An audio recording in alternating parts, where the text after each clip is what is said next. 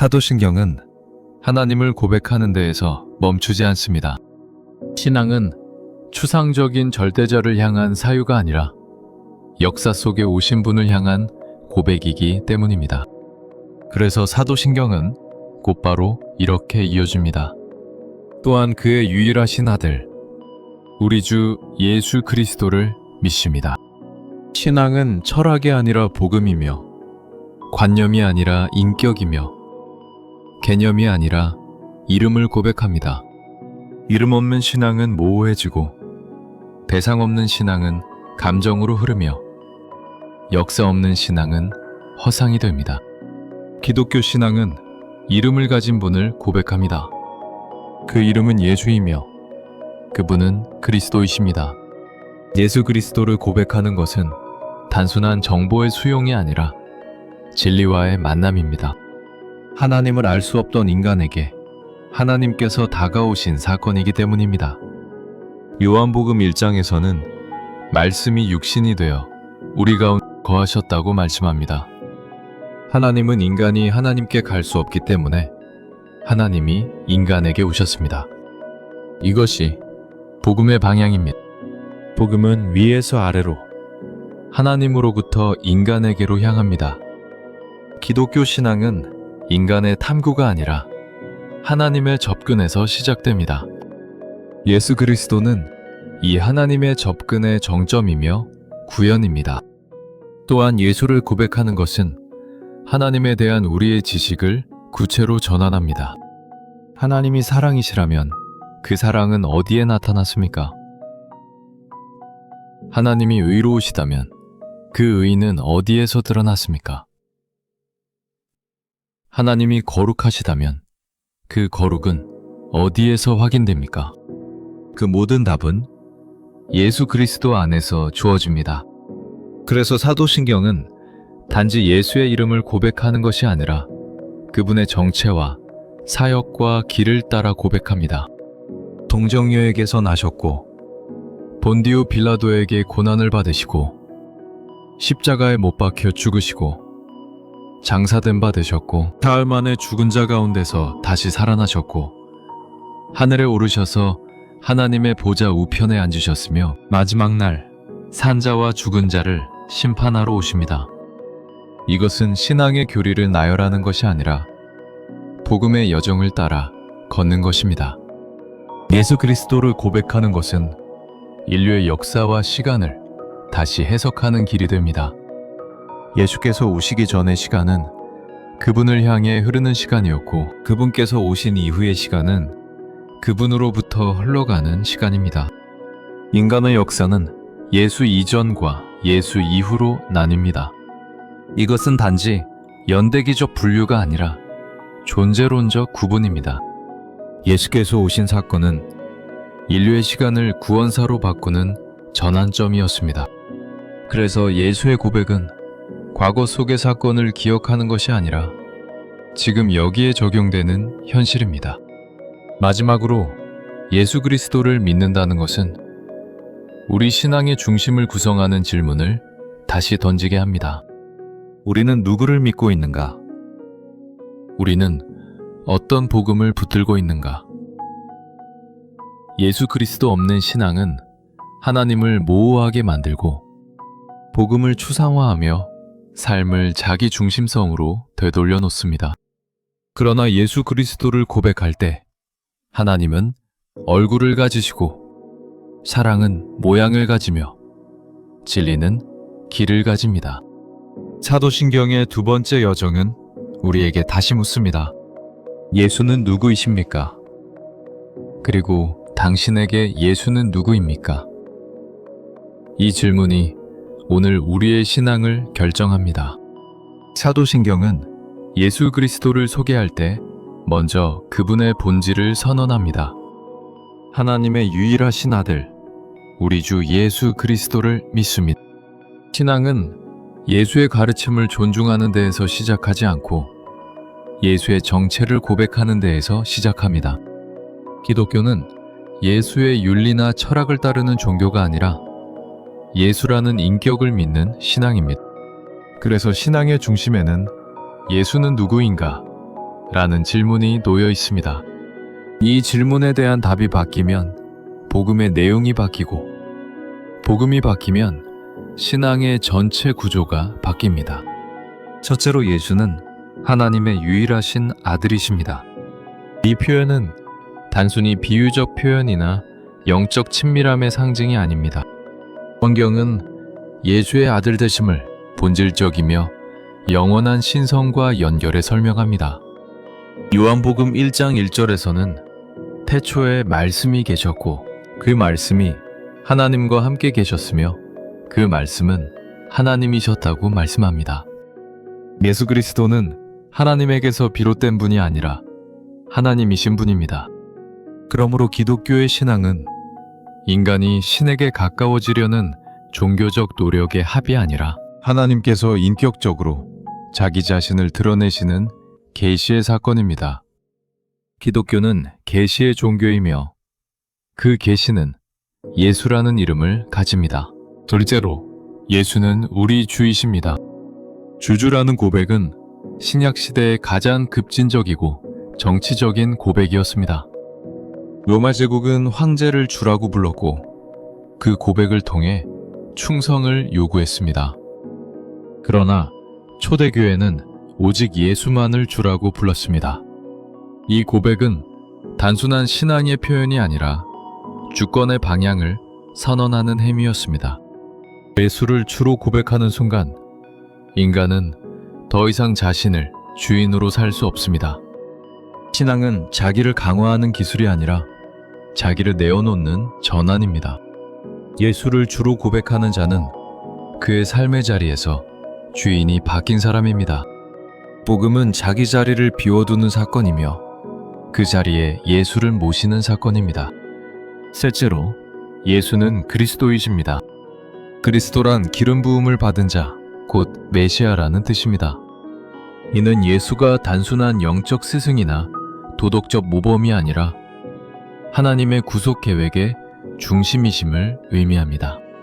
구약의 시간은 메시아를 향해 흐르는 시간이었고 예수의 등장으로 그 시간이 충만에 이르렀습니다.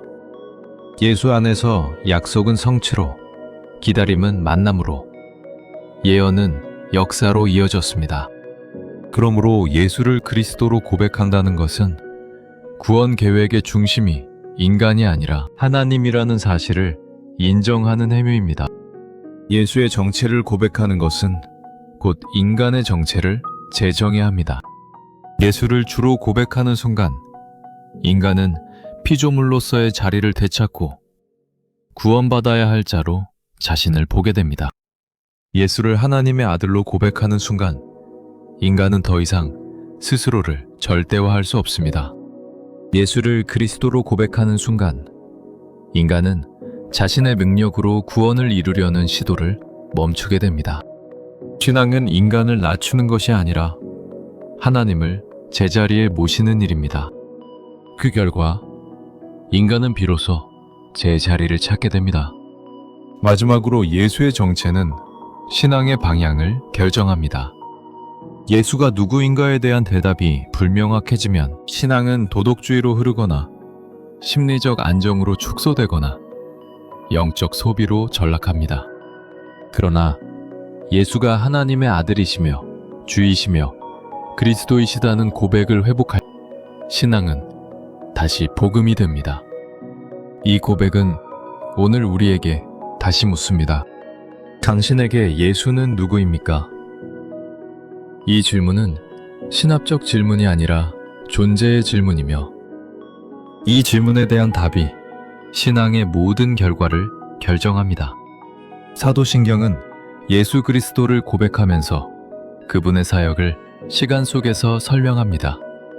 성령으로 잉태되어 동정녀 마리아에게 선하시고 본디오 빌라도에게 고난을 받으사 십자가에 못 박혀 죽으시고 장사된 바 되셨습니다. 이 고백은 단순한 연대기적 기록이 아니라 구속의 흐름을 보여줍니다. 기독교 신앙이 역사와 시간 안에 뿌리를 두고 있다는 사실을 가장 명확히 보여주는 부분입니다. 기독교는 신화가 아니라 역사 속에 일어난 사건을 믿는 신앙입니다. 하나님께서는 인간의 시간 속으로 들어오셨고 인간의 역사 속에서 구원을 이루셨습니다. 첫째로, 예수 그리스도의 오심은 초자연적인 방식으로 시작되었습니다. 성경으로 잉태되신 사건은 단순한 기적이 아니라 신성한 개입의 선언입니다. 예수는 인간의 노력으로 태어나신 분이 아니라 하나님의 약속으로 오신 분입니다. 누가복음 1장에서 천사는 마리아에게 성령이 너에게 임하시고 지극히 높으신 이의 능력이 너를 덮으시리니 라고 말합니다.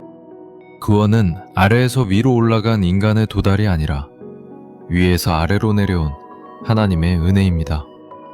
그래서 기독교는 인간이 신에게 가까워진 종교가 아니라 신이 인간에게 가까워진 사건입니다. 둘째로, 예수의 탄생은 특정한 한 사람을 향한 은혜가 아니라 인류 전체를 향한 개입이었습니다. 탄생의 장소는 궁정이 아니라 마구간이었고, 탄생의 소식은 왕들에게 먼저 전달된 것이 아니라 들판에서 양을 치던 목자들에게 먼저 전해졌습니다. 이 선택은 우연이 아니라 의도입니다. 구원은 특권을 가진 자에게만 주어진 선물이 아니라 가장 낮은 자리까지 내려오는 은혜입니다. 예수의 오심은 하나님께서 세상을 다시 품으시는 시작이었습니다. 셋째로, 예수의 순환은 역사적 현실과 맞닿아 있었습니다. 사도신경은 본디우 빌라도라는 실존 인물을 고백문 안에 포함시킵니다. 이는 복음이 신화적 공간이나 상징적 영역에서 일어난 사건이 아니라 실제 시간과 실제 권력 구조 속에서 일어난 사건임을 강조합니다. 예수의 순환은 종교적 상징이 아니라 법정과 채찍과 십자가를 포함한 현실적 과정이었습니다. 구원은 추상적 관념 속에서 이루어진 것이 아니라 피 흘림과 상처와 죽음을 통해 이루어졌습니다. 히브리서 2장에서는 그가 시험을 받아 고난을 당하셨은즉 시험받는 자들을 능히 도우실 수 있다고 말씀합니다. 하나님께서 고통을 아시기에 고통 중에 있는 자를 도우실 수 있습니다. 넷째로, 예수의 죽으심은 비극적 실패가 아니라 구속의 완성입니다. 십자가는 로마의 처형 도구였지만 하나님께서는 그 처형의 자리를 구원의 자리로 바꾸셨습니다. 예수의 죽으심은 불의한 권력의 승리가 아니라 죄와 사망에 대한 하나님의 승리였습니다. 십자가는 하나님의 사랑과 의가 동시에 드러나는 자리였고 그 자리에서 하나님은 죄를 용서하시되 의를 포기하지 않으셨습니다. 이것이 복음의 심장부입니다. 마지막으로 예수의 장사됨은 죽음을 완전히 경험하셨다는 사실을 증언합니다. 예수는 죽음의 문턱에서 멈추지 않으시고 죽음의 공간 안으로 들어가셨습니다. 구원은 죽음으로부터의 회피가 아니라 죽음을 통과한 승리입니다. 예수께서는 인간의 시작과 인간의 끝을 모두 걸으셨습니다. 그래서 그분은 우리의 구원자이실 뿐 아니라 우리의 대표가 되십니다. 이 모든 여정을 통해 우리는 한 가지 진실을 보게 됩니다. 하나님께서는 인간의 시간을 건너뛰지 않으시고 인간의 시간을 사용하여 구원을 이루셨습니다. 이것이 복음의 시간성입니다. 구원은 추상 속에서가 아니라 현실 속에서 일어납니다. 이것이 기독교 신앙이 가상적 위로가 아니라 실제적 희망이 되는 이유입니다. 사도신경은 예수 그리스도의 삶을 죽음에서 끝내지 않습니다. 복음의 중심은 십자가이지만 복음의 완성은 부활입니다. 그래서 사도신경은 사흘 만에 죽은 자 가운데서 다시 살아나시고 하늘에 오르사 전능하신 하나님 우편에 앉아 계시며 산자와 죽은 자를 심판하러 오실 것입니다. 라고 고백합니다. 이 세 구절은 과거, 현재, 미래를 관통하는 복음의 구조를 보여줍니다. 예수의 사역은 과거에만 머무르지 않고 현재를 다스리며 미래를 결정합니다. 먼저 부활은 예수 그리스도의 사역이 단지 윤리적 모범이나 희생적 감동으로 끝나지 않았다는 사실을 선포합니다. 부활은 십자가를 해석하는 열쇠입니다. 부활이 없다면 십자가는 무력한 패배이지만 부활이 있기 때문에 십자가는 승리가 됩니다. 예수 그리스도께서 죽음을 통과하시고 생명으로 일어나신 사건은 죄와 사망의 권세에 대한 하나님의 최종 선언입니다. 고린도전서 15장에서는 사망아, 너의 승리가 어디 있느냐? 사망아, 너의 쏘는 것이 어디 있느냐? 라고 말씀합니다. 이 선언은 단지 승리의 외침이 아니라 존재의 구조를 바꾸는 신학적 결론입니다. 부활은 인간의 미래를 절망에서 소망으로, 무의미에서 목적으로 재배치합니다. 둘째로 승천은 부활의 연장선이며 그리스도의 통치를 보여줍니다. 예수께서는 부활하신 후 더 이상 이 땅에 머무르지 않으셨습니다. 승천은 그분이 아버지의 나라와 권세로 돌아가심을 의미하며 승천을 통해 그리스도께서 우주의 통치자로 등극하셨음을 선언합니다. 승천은 예수가 사라지셨다는 뜻이 아니라 그분의 통치 방식이 바뀌었다는 뜻입니다. 예수는 더 이상 가르치는 스승이나 고난받는 종의 모습으로 계시지 않고 하나님의 보좌 우편에서 다스리시는 주로 계십니다. 승천은 그리스도의 현존 방식을 제한하는 것이 아니라 확장하는 사건입니다. 그분은 이제 특정 지역이 아니라 모든 시대와 모든 장소에서 교회를 지키시고 성령을 보내시며 하나님의 뜻을 이루십니다. 셋째로, 하나님의 우편에 앉으셨다는 표현은 단순한 위치의 설명이 아니라 권위의 선언입니다. 하나님의 우편은 통치의 자리이며 심판의 자리입니다. 이는 예수가 단지 구원의 사역을 완수하신 분이 아니라 지금도 세계를 다스리시는 분이라는 사실을 말해줍니다. 신앙은 예수의 과거를 기억하는 데에서 끝나지 않고 예수의 현재를 인정하는 데까지 나아갑니다. 예수는 역사 속에 계셨던 분이 아니라 지금도 주로 살아계신 분이십니다. 마지막으로 그리스도는 산자와 죽은 자를 심판하러 오실 것입니다. 이 고백은 예수의 사역이 미래를 포함한다는 사실을 보여줍니다. 복음은 과거에만 있지 않고 미래를 향해 열려 있습니다. 재림과 심판은 기독교 신앙의 회피가 아니라 완성입니다. 하나님께서 사랑을 주셨다면 그 사랑은 반드시 정의와 연결됩니다. 하나님께서 은혜를 베푸셨다면 그 은혜는 반드시 악을 처리하십니다. 예수의 재림은 세상의 상처와 죄와 억울함과 부정의가 마지막으로 처리되는 날입니다. 재림의 약속 속에서 기독교는 현실을 견디고 역사 속에서 소망을 가집니다. 신앙은 단지 현재를 버티는 힘이 아니라 미래를 기다리는 능력입니다. 예수의 부활, 승천, 재림의 흐름은 복음의 전 과정이 단순히 개인 구원의 문제가 아니라 세계 전체를 다루는 하나님의 계획이라는 것을 보여줍니다. 하나님께서는 인간의 죄를 용서하는 데에서 멈추지 않으시고 세계를 바로잡으시기까지 구원을 완성하십니다. 이것이 복음의 스케일입니다. 기독교 신앙은 작아 보이지만 작은 신앙이 아닙니다. 복음은 인간의 심리나 위안을 다루는 정도의 메시지가 아니라 역사와 세계와 시간을 새롭게 해석하는 선언입니다. 예수 그리스도를 고백한다는 것은 그분의 과거를 믿고 그분의 현재를 인정하며 그분의 미래를 기대하는 것입니다.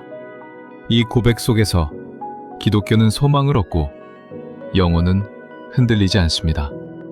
오늘 우리는 사도신경의 두 번째 여정을 따라 예수 그리스도를 고백했습니다. 신앙은 예수의 가르침을 존중하는 데서 시작되지 않고 예수의 정체를 고백하는 데서 시작됩니다. 예수는 하나님의 아들이시며 우리의 주이시며 그리스도이십니다. 그분의 탄생은 하나님의 접근이었고 그분의 순환은 구속의 길이었으며 그분의 부활과 승천과 재림은 복음의 완성과 미래를 드러내는 사건입니다. 기독교 신앙은 예수의 과거를 기억하고 예수의 현재를 인정하며 예수의 미래를 소망하는 신앙입니다. 예수 그리스도를 고백하는 일은 우리의 삶의 구조를 다시 정렬합니다. 예수를 주로 고백한다는 것은 우리가 더 이상 자기 자신을 주인으로 살지 않겠다는 선언입니다. 예수를 그리스도로 믿는다는 것은 구원의 주체가 인간의 능력이 아니라 하나님의 은혜임을 인정하는 일입니다. 예수를 하나님의 아들로 고백하는 것은 하나님을 모호한 절대자로 남겨두지 않고 인격적 대상으로 만나겠다는 결단입니다. 이 고백 속에서 신앙은 관념에서 현실로, 도덕에서 은혜로, 자기림에서 소망으로 이동합니다. 사도신경은 우리에게 다시 묻습니다. 예수는 누구이십니까? 그러나 더 중요한 질문은 이것입니다. 예수는 당신에게 누구입니까? 이 질문은 단순히 신학적 이해를 가르는 질문이 아니라 존재의 주인을 결정하는 질문입니다. 우리 모두에게 이 고백이 입술에서 머물지 않고 삶으로 이어지기를 바랍니다. 우리의 시간과 선택과 고난과 소만이 예수 그리스도의 이름 아래 다시 정렬되기를 축복합니다. 하나님께서 이 고백 위에 선 모든 영혼을 붙드시고 끝까지 인도하시기를 빕니다.